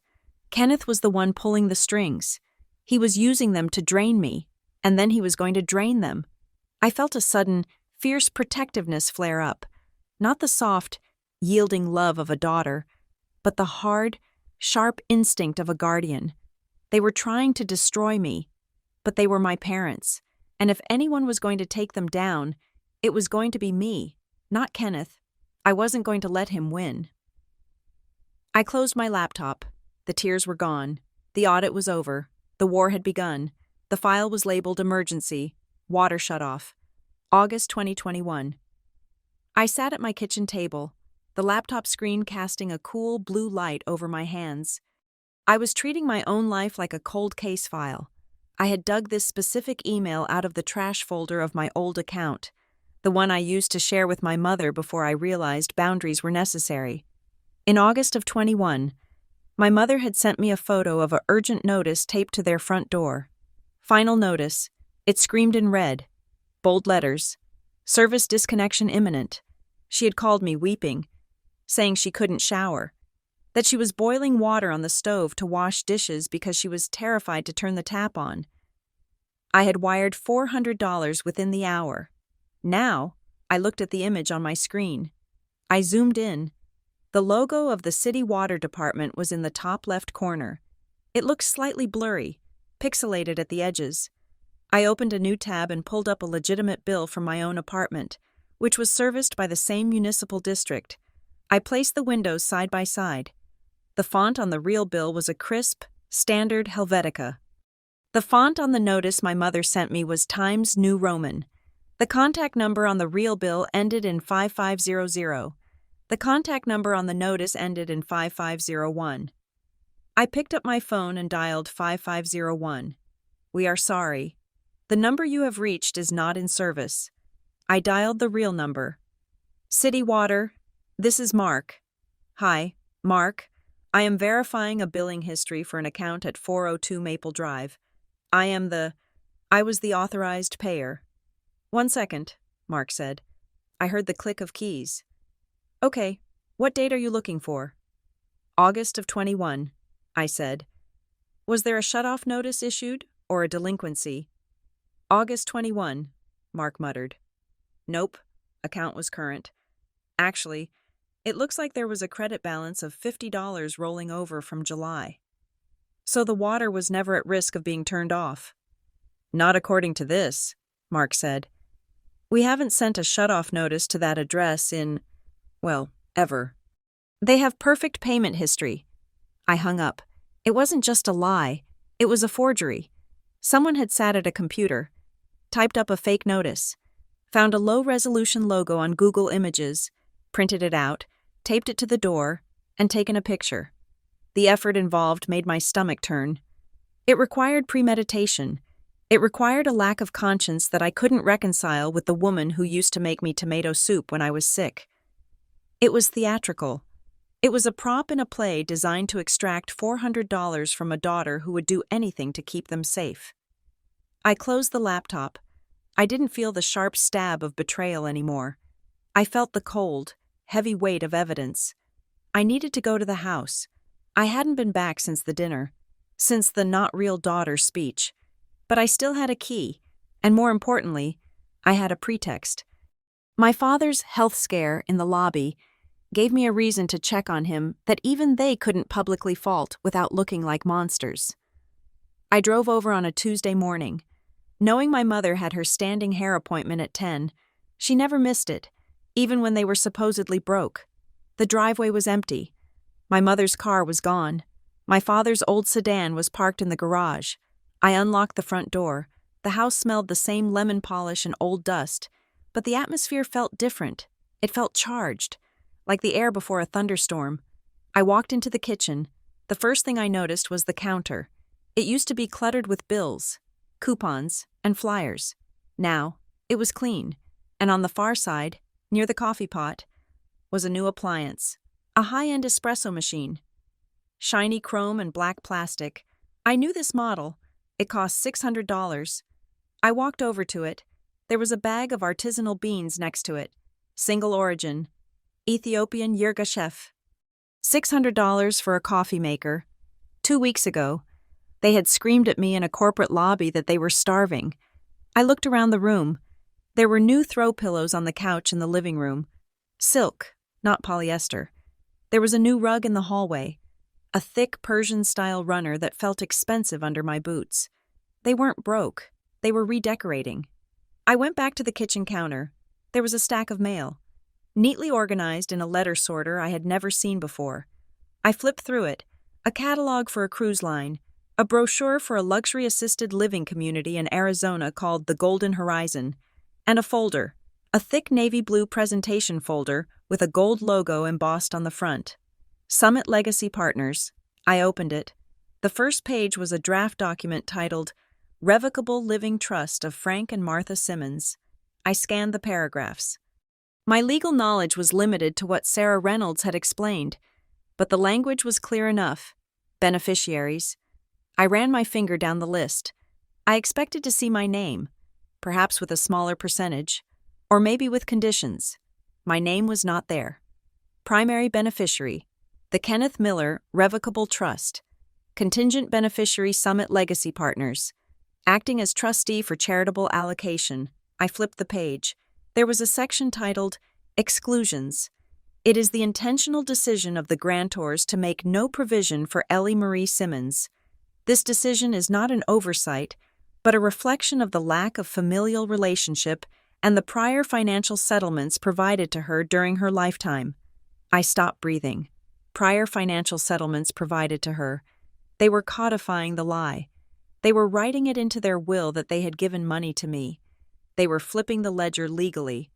If I ever tried to contest this, they could point to this clause and say, "See, we already paid her off. What are you doing?" I spun around. My father was standing in the doorway leading to the garage. He was wearing his old cardigan, the one with the hole in the elbow. He looked frail, but he wasn't in a wheelchair. He was standing on his own 2 feet. "Dad," I said. I didn't put the folder down. I held it up. "What is this?" He looked at the blue folder, then at my face. He paled, his skin taking on the color of old parchment. "You shouldn't be here," he whispered. "Your mother if she comes home." "Mom isn't here," I said. "It is just us. Tell me what this is." "Dad, you are leaving the house to Kenneth." "It is complicated," he said. He looked at the floor, shifting his weight. "Kenneth is helping us. He understands the markets. He is stealing your house," I said. My voice was calm, terrifyingly steady. "He is writing me out of the family so he can take everything. And you are letting him." "We had to," my father blurted out. He looked up, his eyes watery and desperate. "You don't understand. Ellie, the debt, it never went away. The loan sharks, the banks, they were going to take it all. Kenneth fixed it. He made a deal." "What deal?" "He bought the debt," my father said. "He paid off the mortgage. He paid off the credit cards. He owns it all now. We just live here. We are tenants in our own house." I stared at him. "So the money I sent you, the mortgage payments I made for 8 years, where did that go?" He flinched. It went to the interest, to keep Kenneth happy, to keep him from evicting us." "You paid rent to your nephew," I said. "And you told me it was a mortgage." "He said it was the only way," my father mumbled. "He said you wouldn't understand. He said you would try to control us." The back door opened. My mother walked in. Her hair was freshly dyed, a stiff helmet of chestnut brown. She was holding a shopping bag from a boutique downtown. She stopped when she saw me. Her eyes went to the folder in my hand, then to my father. "Get out," she said. It wasn't a scream. It was a hiss. "I found the trust. Mom," I said. "I know about Kenneth." "You are obsessed," she snapped. She walked over and snatched the folder from my hand. "You are stalking us. You are sick, Ellie. This is exactly why we had to protect ourselves." "Protect yourselves," I laughed. A harsh, dry sound. "You are protecting a lie. You signed over your house to a predator." "Kenneth is family," she shouted. "He respects us. He doesn't hold money over our heads like you do." "He owns the roof over your head," I said. "He isn't family. He is your landlord." "Frank, Tell her to leave, my mother commanded. She turned to my father. Tell her. My father looked at me. Then he looked at her. He opened his mouth to speak, but nothing came out. He looked terrified, not of me, of her. I am leaving, I said, but I am taking this with me. I reached for the folder. My mother slapped my hand away. That is private property, she shrieked. Fine, I said. I don't need the folder. I have the account numbers. I have the payment history. I know you forged the water bill. Mom, I know about the fake shutoff notice. Her face went white. For a second, the mask slipped, and I saw pure, unadulterated fear. I don't know what you are talking about, she lied, but her voice wavered. I am going, I said. Dad, walk me to my car. He stays here, my mother yelled. I want to walk her out, my father said. His voice was quiet, but it was firm. It was the first time I had heard him defy her in 20 years. My mother stared at him, shocked. Frank, I am just walking her to the car. Martha, he said. He didn't look at her. He shuffled past her and opened the front door. I followed him out. We walked down the driveway in silence. The air was crisp, smelling of fallen leaves. When we reached my car, he stopped. He leaned against the hood, looking old and small. I am sorry, he said. He didn't look at me. He looked at the oak tree in the front yard. About what part? I asked. The money, the lies, or telling me I am not your daughter. All of it, he whispered, but mostly for letting it happen. He took a deep breath, and his shoulders shook. We were drowning. 10 years ago, before you got your big promotion, we made bad investments. We tried to keep up appearances. We owed people money. Bad people. Why didn't you tell me? Kenneth told us not to, he said. He said you were the golden goose. That is what he called you. I felt a wave of nausea. The golden goose. He said if we told you the truth that we were bankrupt, that we had lost the equity in the house, you would cut us off. You would put us in a home. He said the only way to keep you paying was to keep you anxious. So you invented emergencies, I said. Kenneth wrote the scripts, my father admitted. He told us when to send the notices. He told us to say medical debt. He set up the accounts. He said, keep Ellie close. She is too loyal to leave. She needs to feel like she is saving you, or she will walk away. I leaned against the car, the metal cold against my back. So my loyalty was a weakness to you. It was something to be exploited. It was survival, he said, pleading. We were scared. And the not real daughter thing, I asked. Was that survival too? My father closed his eyes. Tears leaked out from under his eyelids. That was the hardest part, he said. Kenneth said the new trust wouldn't work if you were in the picture. He said if you thought you were part of the family, you would fight the transfer of the house. He said we had to break the bond, legally and emotionally. He said if we made you hate us, or if we made you feel like you didn't belong, you would walk away and let him take the assets without a fight. He wanted me to quit. I realized. He wanted me to resign from the family so he could have a clean title. Yes, my father whispered, and we went along with it, because he promised us we could stay in the house until we died. That was the deal. We give him the legacy. He gives us the house. And what did you tell Aunt Martha and the cousins? My father flinched. This was the part that shamed him the most. We told them you were in trouble, he said, his voice barely audible. We told them you borrowed money from us for years, that you had debts, that the money you sent us was just repayment, just you paying us back for bailing you out. You made me a debtor, I said. You took my generosity and turned it into a debt. It made it easier, he said. It made us look like good parents helping a struggling child. Instead of what we were, parasites, I supplied. He didn't argue, he just nodded. I am going to stop him. Dad, I said. He looked up, alarmed. Ellie? No. He is dangerous. He knows lawyers. He has papers signed. So do I said. I have papers too. He will kick us out, my father said, panic rising in his voice. If you fight him, he will evict us. We will be homeless.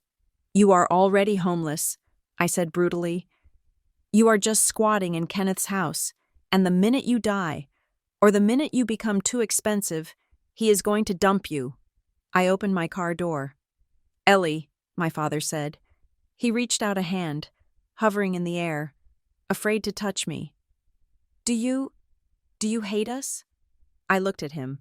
I saw the man who had taught me to ride a bike. I saw the man who had let his wife and his nephew turn his daughter into a checkbook. I don't hate you, I said. But I don't trust you, and I'm not your banker anymore. I am just the auditor. I got in the car and drove away. I saw him standing in the driveway, a small, gray figure shrinking in my rearview mirror. I drove straight to the bank. I needed the final piece of the puzzle. I sat down with a manager. I had my subpoena, or the closest thing I could get to it, a formal request for information based on the unauthorized activity I had reported earlier. I need the full tracing numbers for every wire transfer I sent to the account ending in 4498, I told the manager, and I need to know the counterparty for the internal transfers. It took an hour. When I walked out, I had a sheaf of papers. The logs were definitive. Sender Ellie Marie Simmons, recipient Frank and Martha Simmons, automatic forward, Miller Holdings. LLC. The money hadn't even stayed in my parents' account for 24 hours. It was a pass-through entity. My parents were money mules for my cousin. I sat in my car and organized the file. Tab 1, the fake emergencies, the water bill. Tab 2, the payment logs, the flow of funds. Tab 3, the social manipulation, the emails. Tab 4, the estate theft, the Summit Legacy draft. I had it all. I looked at the date. Aunt Martha's 70th birthday party was this Saturday, the family-only event, the event where they were going to cement the narrative that I was the troubled, estranged daughter, the event where Kenneth was probably going to unveil the legacy plan. I wasn't invited, but I knew where it was. The lake house, a property my grandfather had built, which was currently technically owned by a trust that Kenneth managed. I wasn't going to storm in and scream. I wasn't going to flip tables. I was going to give a presentation. I drove home and started rehearsing. I stood in front of my mirror. My name is Ellie Simmons, I said to my reflection, and I am here to correct the record. My voice shook. I cleared my throat. I am not here to ask for money. I tried again. I am here to show you where the money went. Better. I looked at my eyes. They were tired. There were dark circles, but there was something else there. Too, a hardness. The soft, pleading look of the daughter who just wanted to be loved was gone. I practiced the boundaries. I will not accept guilt. I will not accept interruptions. I will not accept lies. It felt like learning a foreign language, the language of self-respect. I had spent 33 years speaking the language of appeasement. It felt clunky in my mouth, but I repeated it until the words felt smooth. You called me not your real daughter. You were right. A real daughter is a person. You treated me like an asset, and assets don't have feelings. They have records. I packed the file into a briefcase, a real leather briefcase. I wasn't going to the party as Ellie, the cousin. I was going as Ellie, the creditor. I checked my email one last time. There was a message from Sarah Reynolds. Ellie, be careful. If you expose this, you burn the bridge forever. There is no going back. I typed a reply. The bridge was a toll road, and I am done paying the toll. I went to bed early. I needed to be rested. Tomorrow. I was going to ruin a birthday party, and I was going to save my soul. The gravel of the driveway crunched under my tires as I pulled up to the lake house. It was a sound I associated with 4th of July barbecues and sticky summer heat. But today the air was crisp and cold. The leaves were turning, painting the trees in shades of violent orange and dying red. I parked my car at the end of the long line of vehicles. I recognized them all. Aunt Martha's sensible sedan, my cousin Jenna's minivan, and right near the front, gleaming like a polished shark tooth, was Kenneth's silver BMW. I checked my reflection in the rearview mirror. I had chosen my outfit carefully. I was not wearing jeans. I was not wearing a party dress. I was wearing a charcoal suit, a white silk blouse, and heels that clicked with authority on pavement. I looked like I was going to a deposition, not a birthday party. I picked up the leather briefcase from the passenger seat. It felt heavy, but it was a good weight. It was the weight of truth. I walked up the porch steps. I could hear the murmur of voices inside, the clink of glass, a burst of laughter. It was the sound of a family that believed it was safe, a family that believed the problem me had been successfully excised. I didn't knock. I had a key. It was my grandfather's house. After all, I turned the lock and stepped into the foyer. The living room was packed. There were balloons floating near the ceiling and a banner that said, "Happy 70th." Martha draped across the stone fireplace. Everyone was gathered in a loose circle, holding champagne flutes. My mother was in the center of the room. She was holding court, wearing a dress I had bought her for Christmas 2 years ago. She looked radiant. She looked relieved. "It is just so important to know who stands with you," my mother was saying. Her voice carried clearly over the silence of the listening room. "We have had a hard year. Frank and I, we have struggled. We tried so hard with Ellie. We gave her everything. But some people just cannot be saved." My father was standing next to her, looking at his shoes. He held a drink, but he wasn't drinking it. "She is not our real daughter," my mother said. She delivered the line with a practiced sorrow, a shake of her head that invited sympathy. "Not in her heart. A real daughter doesn't abandon her parents when they are sick. A real daughter doesn't steal from the family legacy." There was a murmur of agreement. Heads nodded. Aunt Martha looked sympathetic. Cousin Jenna looked scandalized. "It is a tragedy," Kenneth said from the edge of the circle. He was wearing a suit that cost more than my car, swirling his scotch. "But you did the right thing, Martha. You have to protect the estate. You have to cut out the rot." "The rot," I said. My voice wasn't loud, but it cut through the room like a gunshot. Every head turned. The murmuring stopped instantly. I stood in the archway between the foyer and the living room. I didn't smile. I didn't wave. I just stood there, clutching my briefcase, staring directly at my mother. "Ellie," Aunt Martha gasped. She took a step forward, looking nervous. "We didn't expect you." "I know," I said. "I wasn't invited. I am the rot. After all, you shouldn't be here," my mother said. Her face had gone pale, but her eyes were hard. She looked at Kenneth, a quick, panicked glance. "This is a private family gathering. You are trespassing." "I am not trespassing," I said. "I am visiting a property that my grandfather built, and I am here to deliver a gift." I walked into the center of the room. The crowd parted for me, people stepping back as if I were contagious. I walked until I was standing 3 feet from my parents. "You told everyone I am not your real daughter," I said. "You told them I abandoned you. You told them I borrowed money from you." "It is the truth," my mother shouted. She was trying to regain control, trying to wind herself up into the righteous victim role she played so well. "You bled us dry. You took advantage of our kindness, and then you left us when we needed you." "Okay," I said. "Let's talk about that." I set the briefcase down on the coffee table. The sound of the latch clicking open was loud in the silent room. "I am not here to argue about feelings," I said to the room. I looked at my aunts, my uncles, my cousins. "I am not here to cry about whether or not my mother loves me. I am here to talk about math."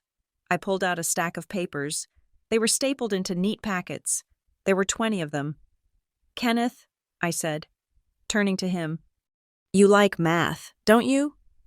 You are a financial planner." Kenneth's eyes narrowed. He took a sip of his drink, trying to look bored, but I saw the tension in his jaw. "This is inappropriate.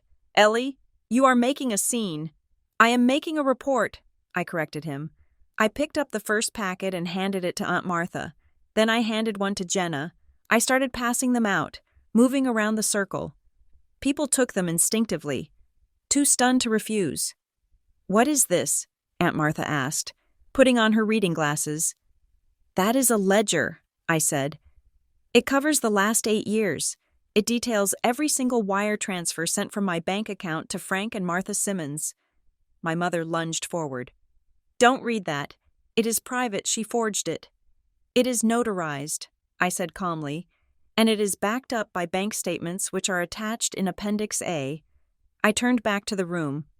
"For 8 years," I said. "My parents have told you that they were supporting me. They told you I was in trouble. They told you I was a burden." I pointed to the document in Aunt Martha's hands. "Page 1, I said.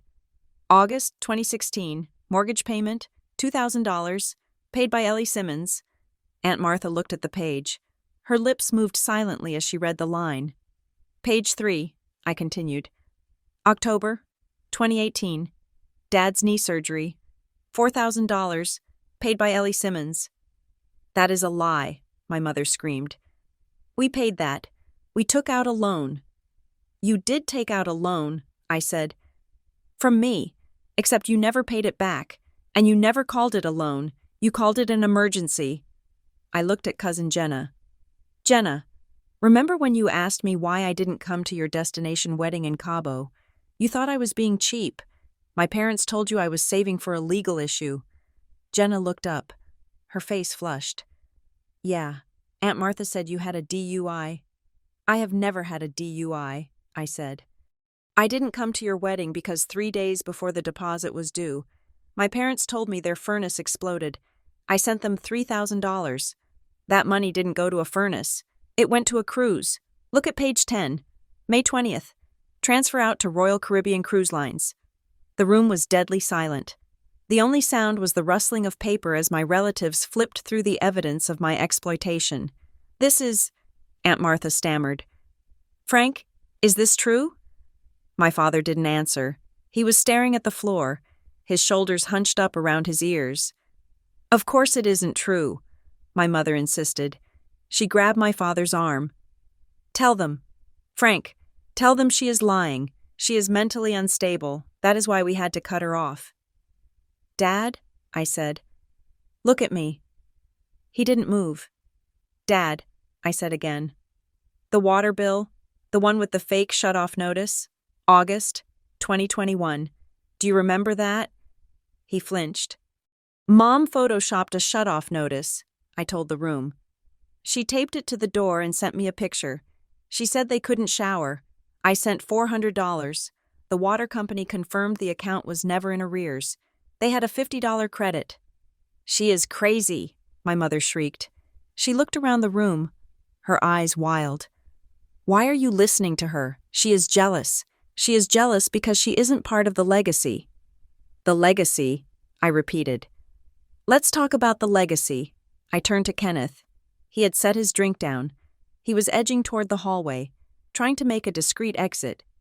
"Going somewhere?" "Kenneth," I asked. He stopped. He fixed a tight, plastic smile on his face. "I think this is a family matter. Ellie, I don't want to intrude." "You are the family matter," I said. I pulled out the second document, the blue folder, the draft of the trust. "This is the new estate plan," I said, holding it up. "My parents are signing the house over to a trust. The primary beneficiary is the Kenneth Miller Revocable Trust." A gasp went through the room. Aunt Martha looked at Kenneth, her mouth open.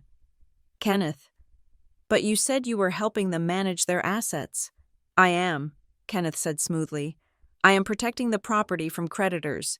It is a standard asset protection strategy." "And who are the creditors?" I asked.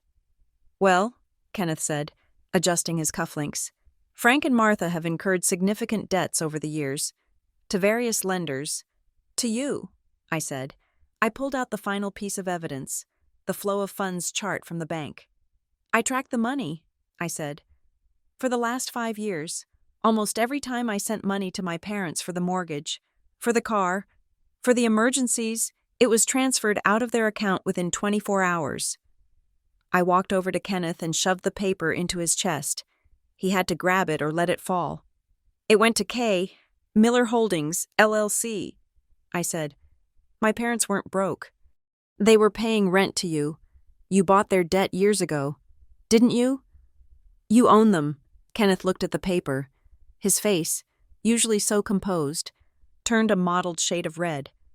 They signed the agreements, Kenneth snapped. They were going to lose the house. I saved them. I let them stay there.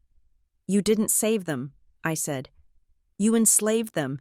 You told them to keep asking me for money. You told them to invent emergencies so I would keep paying your mortgage. You used me to pay off the asset you had already stolen from them. I turned back to the room. That is the legacy, I said. My parents are broke. They don't own the house. They don't own the car. Kenneth owns it all, and the only reason the lights are still on is because I paid the electric bill. My mother let out a sob. It wasn't a fake one this time. It was the sound of a woman whose entire reality had just been shattered in front of an audience. We did it for the family, she cried. We did it to keep the house. We didn't want to be humiliated. So you humiliated me instead, I said. We had to, she yelled. Kenneth said, he said if you knew the truth, you would put us in a home. He said you would think we were failures. I don't think you are failures because you lost money, I said.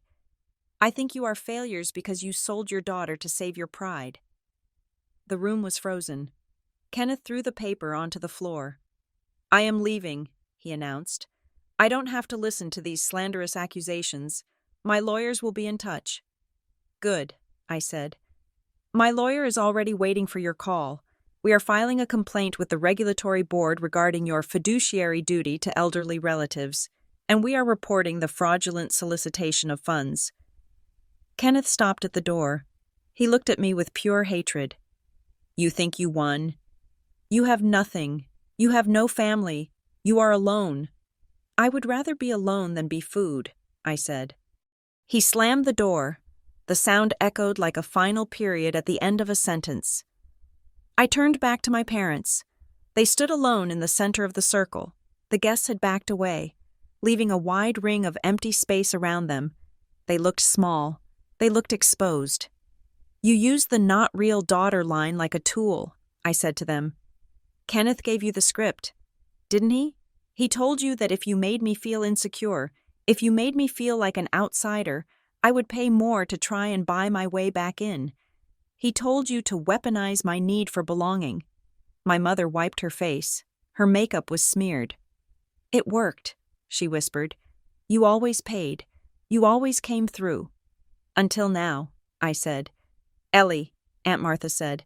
She stepped forward and put a hand on my arm. She looked at the payment log in her hand, then at my mother. Martha, how could you? She is your flesh and blood. She is ungrateful, my mother snapped, falling back on her only defense. She doesn't understand what it takes to survive. She sits in her high-rise office and judges us. Martha, stop, my father said. It was barely a whisper. What? My mother hissed at him. Stop it, he said. He looked up. His face was wet with tears. Just stop lying. It is over. It isn't over, she insisted. We can fix this, Ellie. Tell them you are exaggerating. Tell them it was a misunderstanding. No, my father said. He stepped away from her. He looked at me. She isn't exaggerating. She is telling the truth. He looked at the room. He looked at his sister, Martha. We were ashamed, my father said. His voice broke. We lost the money 10 years ago. We made bad choices. Kenneth.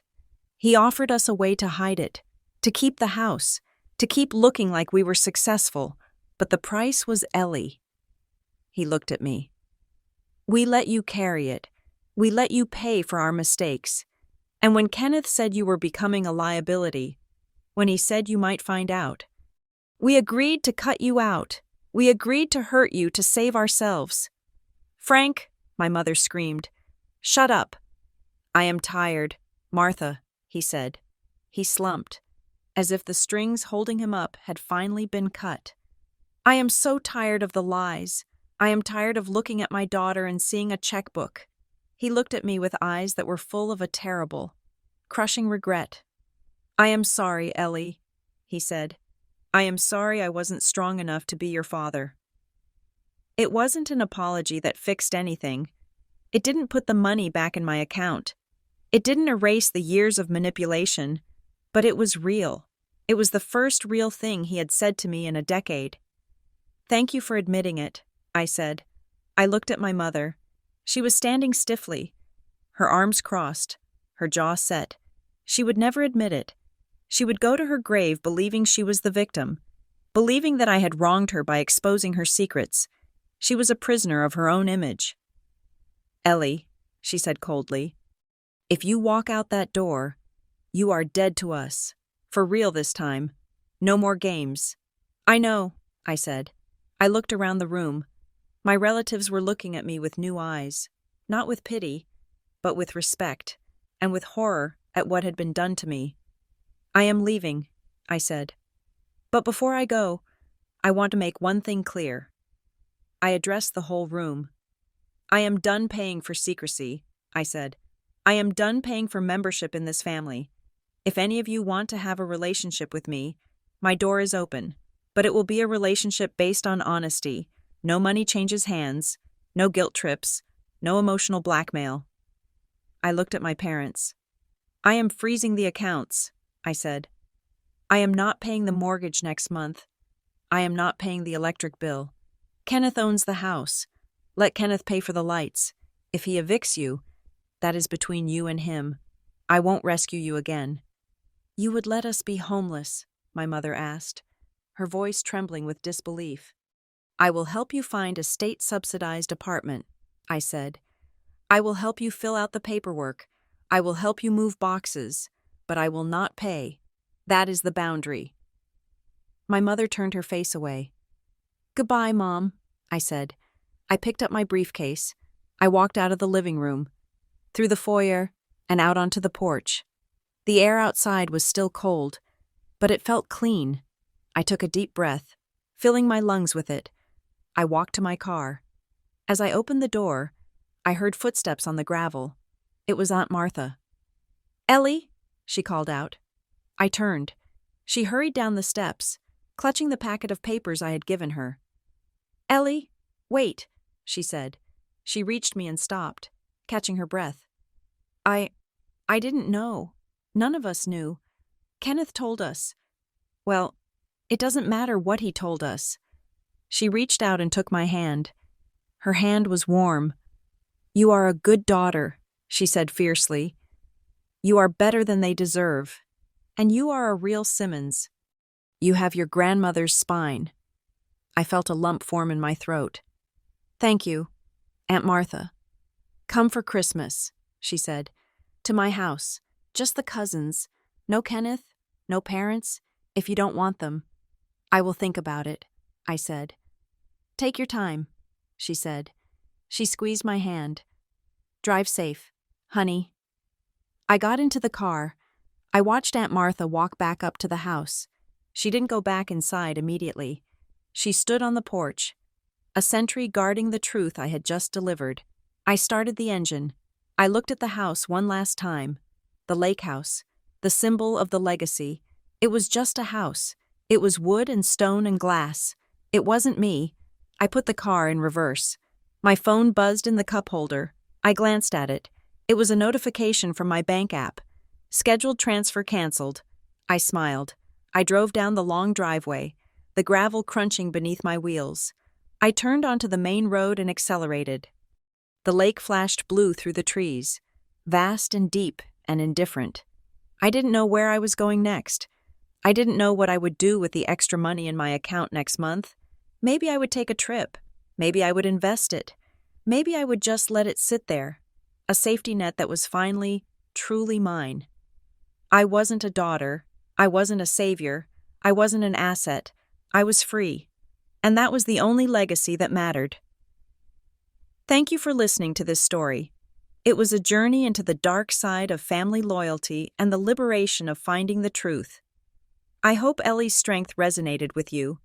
I would love to hear from you. Please comment below and tell me where you are listening from. It is always amazing to see how far these stories travel.